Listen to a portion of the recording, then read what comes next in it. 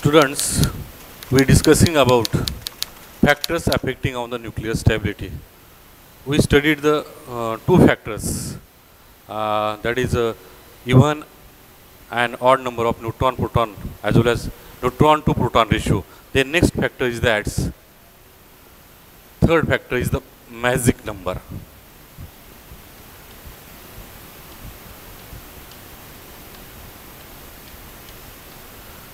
Scientists found out that there are some numbers in which if their protons and neutrons are present, that numbers they are have greater stability.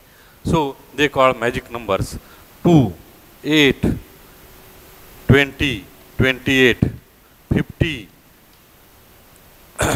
86, 126. Such numbers are found out by the scientists if number of protons or neutrons present in that numbers which are greater stability. म्हणजे सायंटिस्टने असं काही शोधून काढलं की हे जे हे number आहेत 2, 8, 20, 28, 50, 86, 126 अशा नंबर्सची प्रोटॉनची संख्या अशा नंबरमध्ये असेल किंवा न्यूट्रॉन संख्या अशा नंबरमध्ये असेल तर ते सर्वात जास्त स्टेबल असतात. मग त्यामध्ये लेड हा लेड असा एलिमेंट आहे ज्याचा ॲटॉमिक नंबर 82 आहे आणि मास नंबर 208 आहे. याच्यामध्ये प्रोटॉनची संख्या ही 82 आहे आणि न्यूट्रॉनची संख्या 126 आहे. मग या ठिकाणी दोन्ही फिगर मॅजिक नंबरमध्ये येतात म्हणून याची स्टॅबिलिटी जास्त आहे. Now the elements which having such of the magic numbers of the protons or neutrons, they have their greater stability. In all the elements they observed that lead which having 82 protons and 208 neutrons, 82 protons and 208 mass number means there 126 neutrons. This neutrons also having magic number, protons also having magic number, and due to this they have greater stability. In this way there are some elements which observed in that magic numbers are having greater stability. Then fourth factor is the nuclear potential. Fourth factor is the nuclear potential.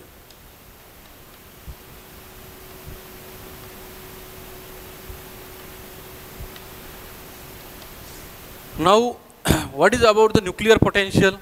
Now we observed that every atom having very smallest their nuclear size, which is about 10 raised to minus 15 meter. Such smallest nuclear size, how number of protons means 82 or above, more and more 80, 82, 50, 70. Thus similar type of the particles are having positive charge. They does not cause repulsion and nucleus are destroyed. आपण पाहिलं की nucleus हा खूप छोट्या साईजचा आहे ज्याची size 10 raised to minus 15 metre आहे. अशा छोट्या स्पेसमध्ये सारख्या प्रकारचे चार्जेस 70, 50, 80 असे जर प्रेझेंट असतील तर त्याच्यामध्ये रिपल्शन व्हायला पाहिजे. सारख्या प्रकारच्या पॉझिटिव्ह चार्ज असणाऱ्या प्रोटॉनमध्ये रिपल्शन होऊन न्यूक्लियस डिस्ट्रॉय व्हायला पाहिजे, परंतु ते होत नाही. त्या ठिकाणी इलेक्ट्रोस्टॅटिक फोर्स ऑफ और कोलंबिक फोर्स ऑफ रिपल्शनमुळे तो न्यूक्लियस डिस्ट्रॉय व्हायला पाहिजे, पण तो होत नाही. का होत नाही तेच आपल्याला या ठिकाणी पाहायचं आहे की या ठिकाणी असणाऱ्या पॉझिटिव्ह चार्जेस किंवा electrostatic force of repulsion coulombic चार्जेसच्या ओव्हरकम विशिष्ट प्रकारचं अट्रॅक्शन असतं. ते असतं प्रोटॉनमध्ये अट्रॅक्शन, न्यूट्रॉनमध्ये अट्रॅक्शन आणि प्रोटॉन आणि न्यूट्रॉनमध्ये attraction. There is similar type of the proton intermolecular force of attraction present, similar type of neutron intermolecular force of attraction present. Therefore as well as one proton and another neutron, so intermolecular force of attraction is present, and due to such type of the attraction they overcome the nuclear potential, they overcome the electrostatic or coulombic force of repulsion. म्हणजे अशा प्रकारच्या proton attraction मुळे, intermolecular force of attraction मुळे किंवा न्यूट्रॉनच्या intermolecular force of attraction आणि proton attraction हे एवढं मोठ्या प्रमाणात असतं की जे पॉझिटिव्ह चार्जचं प्रोटॉनमधलं रिपल्शन स्टॉप करतं किंवा ते नष्ट करतं आणि त्यामुळं या ठिकाणी न्यूक्लियस हे स्टेबल असतात. मग अशा प्रकारचं जे अट्रॅक्शन असतं न्यूक्लियॉन्समध्ये, nuclear particle मध्ये यालाच nuclear potential म्हणतात. and this due to the greater nuclear potential atoms are stables and they overcome their electrostatic force of attraction or coulombic force of repulsions are they overcome and they causes stability. म्हणजे कोलॉम्बिक repulsion किंवा electrostatic force of repulsion प्रोटॉनमधलं कमी केलं जातं, नष्ट केलं जातं आणि electronic nuclear potential वाढलं जातं आणि त्यामुळं न्यूक्लिअर स्टॅबिलिटी असते. हा झाला फोर्थ फॅक्टर. त्यानंतर fifth factor is that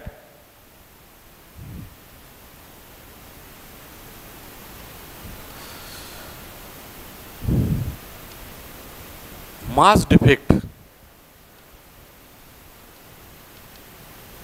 and nuclear binding energy. Nuclear binding energy.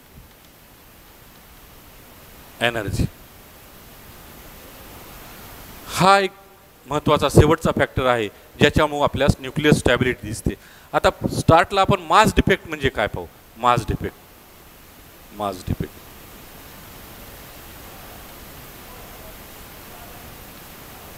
ज्याला आपण डीएम असं म्हणतो. कोणत्याही न्यूक्लियसमध्ये किंवा कोणत्याही ॲटममध्ये त्या ॲटमचं मास म्हणजे त्या ॲटममध्ये असणाऱ्या पार्टिकलचं टोटल मास. म्हणजे हा कुठला एक कार्बन आहे, नायट्रोजन आहे. मग ह्या कार्बन किंवा नायट्रोजनमध्ये किती प्रोटॉन आहेत, किती न्यूट्रॉन आहेत आणि किती इलेक्ट्रॉन्स आहेत, या सगळ्यांची बेरीज करून त्याच्या मास बरोबर ते जर मल्टिप्लाय केले तर आपल्याला त्याचं टोटल मास मिळेल.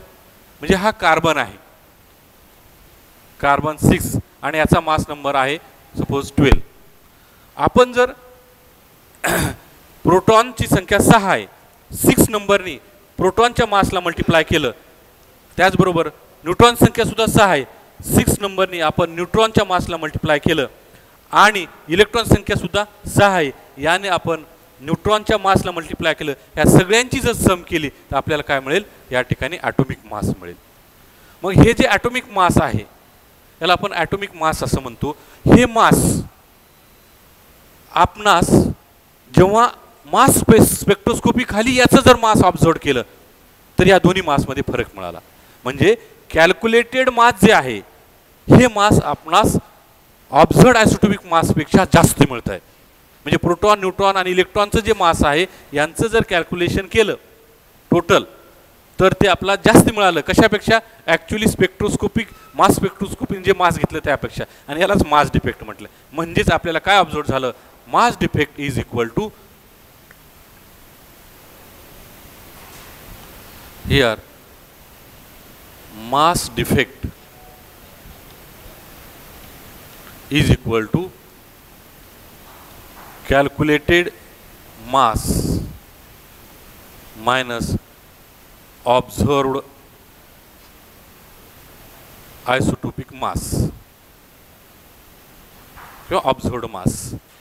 मग ह्या मास डिफेक्ट कसा कॅल्क्युलेट करा, म्हणजे ह्या दोन्ही, याचा अर्थ असा आहे की ॲक्च्युअली कॅल्क्युलेटेड मासपेक्षा आपण ॲक्च्युअली मास घेतलेलं हे कमी भरतं, म्हणजे कुठेतरी मासचा लॉस झालेला आहे आणि त्यालाच मास लॉस म्हणजेच मास डिफेक्ट. मग आपण हा कसा कॅल्क्युलेट करू शकतो, मास डिफेक्टला आपण डीएम हा सिम्बॉल देतो आणि मग आपण अगोदर आपण कॅल्क्युलेटेड मास पाहू. हे कसं कॅल्क्युलेट करायचं, मग आपल्याला माहिती आहे की त्यामध्ये असणारे प्रोटॉन न्यूट्रॉन संख्या आणि त्या प्रोटॉन आणि न्यूट्रॉनच्या मासने आपण त्याला मल्टिप्लाय करणार आणि इलेक्ट्रॉन. मग या ठिकाणी आपण असं करू, या ठिकाणी कुठलाही इलेमेंट्स आहे, एक्स आहे, त्याचा झेड ॲटॉमिक नंबर आणि ए हा मास नंबर असतो. मग आपण त्या ठिकाणी Z into mass of proton plus जेवढे प्रोटॉन असतात तेवढेच इलेक्ट्रॉन असतात, म्हणून Z into mass of electron plus neutron number माहीत करायचा असेल तर आपल्याला माहिती आहे ए मायनस झेड म्हणजे न्यूट्रॉनची संख्या इंटू मास ऑफ न्यूट्रॉन. हे आपलं कॅल्क्युलेटेड मास होईल. मायनस ऑब्झर्व्ड मासला आपण स्मॉल एम म्हणून, ऑब्झर्व्ड माससाठी स्मॉल एम. मग असं आपण मास डिफेक्ट या ठिकाणी कॅल्क्युलेट करू शकतो. किंवा मग ह्याचं जर कन्व्हर्शन आपण केलं तर आपल्या लक्षात येईल या ठिकाणी mass of proton plus mass of electron is always equal to the mass of hydrogen. Therefore, this formula may be condensed, that is mass defect delta M is equal to Z into mass of hydrogen plus A minus Z into mass of neutron minus m, that is observed mass. म्हणजे आपण अशा पद्धतीने calculated मास calculate करणार आणि मास स्पेक्ट्रोस्कोपीच्या सहाय्याने ऑब्झर्व्ड mass find out करणार. या दोन्हीमध्ये आपल्याला फरक दिसेल. कॅल्क्युलेटेड मास हे जास्त असेल आणि ऑब्झर्व्ड आयसोटोपिक मास हे कमी असेल, त्यालाच मास डिफेक्ट असं म्हणतो. मग आता हा जो मास डिफेक्ट आला कशामुळे, कुठल्याही ॲटमचं ॲक्च्युअली घेतलेलं स्पेक्ट्रोस्कोपिक मास स्पेक्ट्रोस्कोपिक फाइंड आउट केलेलं मास हे कमी भरतं कॅल्क्युलेटेड मासपेक्षा, मग मास लॉस होतो. मग हा लॉस झालेला मास कुठं गेलं, तर ह्या आपणास माहिती आहे आइन्स्टाईनच्या इक्वेशननुसार मास आर कन्व्हर्टेड टू एनर्जी. इथेही तेच घडतं. काही मास हे लॉस्ट होतं आणि त्याचं एनर्जीमध्ये कन्व्हर्शन होतं. मग ही एनर्जी कुठे गेली, तर ही एनर्जी जी आहे ती एनर्जी म्हणजे हे जे न्यूक्लॉन्स टुगेदर आहेत, ह्या न्यूक्लॉन्सला इथं होल्ड करण्यासाठी जी एनर्जी लागते त्याला न्यूक्लिअर एनर्जी म्हणतो आणि त्यालाच बाइंडिंग एनर्जी म्हणतो. म्हणूनच mass defect is equal to the nuclear binding energy, means that is due to the loss of mass there which convert into the energy which hold the nucleus together in nucleus. म्हणजे मासचं conversion एनर्जीमध्ये झालं आणि ती energy कुठं उपयोगी आली, तर हे न्यूक्लियसमधील प्रोटॉन न्यूक्लॉन्स टुगेदर होल्ड करण्यासाठी एनर्जी लागली, त्यालाच बाइंडिंग एनर्जी म्हटलं आहे. म्हणजेच mass defect is equal to nothing but the binding energy. आणि हे कन्व्हर्शन आपल्याला आइन्स्टाईन इक्वेशननुसार होतं. म्हणजेच mass defect delta M is equal to the binding energy, is equal to the binding energy. But it is related to Einstein equation, that is E equal to mc square, where E is energy, m is mass and c is the velocity of light. So thus, but mass defect, but delta m are calculated find in atomic mass unit, that is mu, it is called atomic mass unit, and binding energy are find in mass electron holes, MeV, or we call million electrons volt. Mass defect हे atomic mass युनिटमध्ये calculate केलं जातं आणि binding energy ही million electron होल्समध्ये calculate केली जाते. मग त्याच्यासाठी आपण हे कन्व्हर्शन जर असं केलं की but one atomic mass unit is equal to 931.4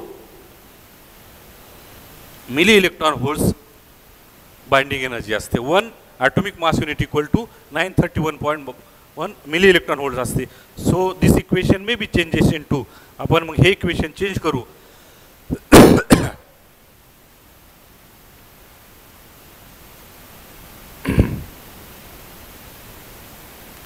मग binding energy is equal to mass defect dm into 931.4 ME mass electron holes. म्हणजे आपणास बाइंडिंग एनर्जी जर मास इलेक्ट्रॉन होल्समध्ये पाहिजे असेल तर आपण हा फॉर्म्युला वापरू शकतो. म्हणजे अशा प्रकारे हा जो मास डिफेक्ट आणि बाइंडिंग एनर्जीमध्ये रिलेशन आहे. आणि या ठिकाणी बाइंडिंग एनर्जी म्हणजेच जे मास लॉस झालेलं आहे ते लॉस झालेलं मास एनर्जीमध्ये कन्वर्ट होतं आणि ती एनर्जी प्रोटॉन आणि न्यूट्रॉन्स न्यूक्लियसमध्ये होल्ड करण्यासाठी ठेवतं. मग आता आपल्यास काय करायचं की ह्या बाइंडिंग एनर्जी मास डिफेक्टचा मुळेच या ठिकाणी स्टॅबिलिटी वाढत असते.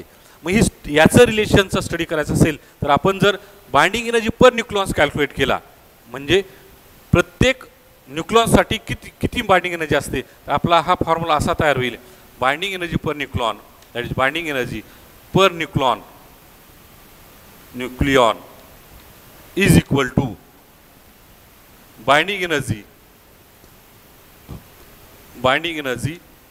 divided by mass number A, or which is equal to binding energy means dm mass defect into 931.4 divided by mass number A.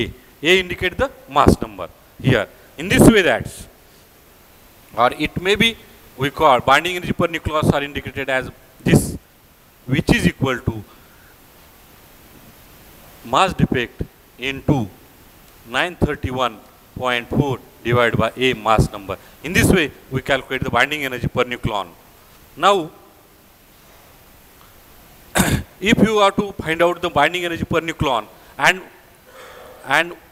we plotting the graph of binding energy per nucleon versus the mass number, we find out their stability belts and or stability of nucleus in the graph.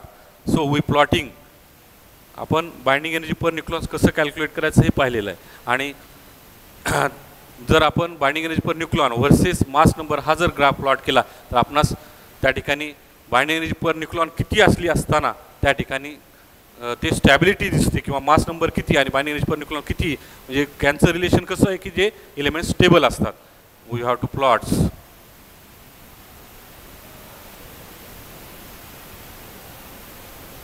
binding energy per nucleon versus mass number A. Here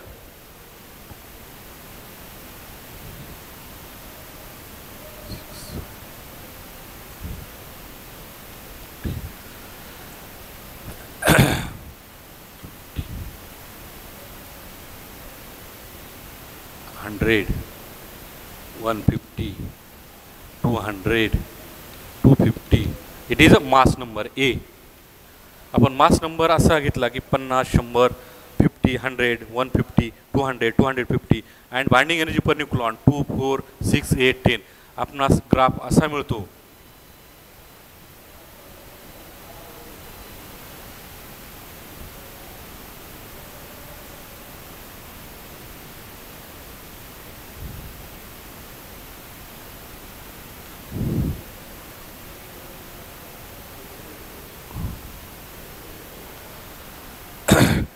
या ठिकाणी हा आपला hydrogen item आहे, हा इथे helium आहे 2, 3, 1, 2 और 1 suppose. हे या ठिकाणी दुसरा हेलियम ही आहे 2. Here you observe oxygen 8, 16. Here iron 26, 56. Here we observe bismuth 83, 209. Here suppose uranium 92, 100, 238 suppose. आपण जर हा बाइंडिंग एनर्जी पर न्यूक्लियॉन वर्सेस मास नंबर हा ग्राफ प्लॉट केल्यानंतर आपल्या असं लक्षात येईल की जे न्यूक्लियस स्मॉलर आहेत ज्यांचा मास नंबर ह्या ठिकाणी कमी आहे अशा प्रकारची बाइंडिंग एनर्जी पर न्यूक्लियॉन ही कमी असते आणि त्यांची स्टॅबिलिटी सुद्धा कमी असते. आपणास दिसते की ती 6च्या आत बाइंडिंग एनर्जी पर न्यूक्लियॉन यांची स्टॅबिलिटी कमी असते. मग हे स्टेबल कसे होतात तर हे न्यूक्लिअर फ्युजन म्हणजे स्मॉलर ॲटम एकत्र येतात आणि लार्ज ॲटम बनतो, त्यामुळे त्याची बाइंडिंग एनर्जी पर न्यूक्लियॉन वाढते आणि स्टॅबिलिटी होते. म्हणजे हे ॲटम स्टेबल होतात fusion reaction carry out. Fusion reaction म्हणजे स्मॉलर ॲटम एकत्र येऊन मोठा ॲटम तयार होतो आणि फ्युजन रिॲक्शन करते आणि स्टॅबिलिटी दिसते.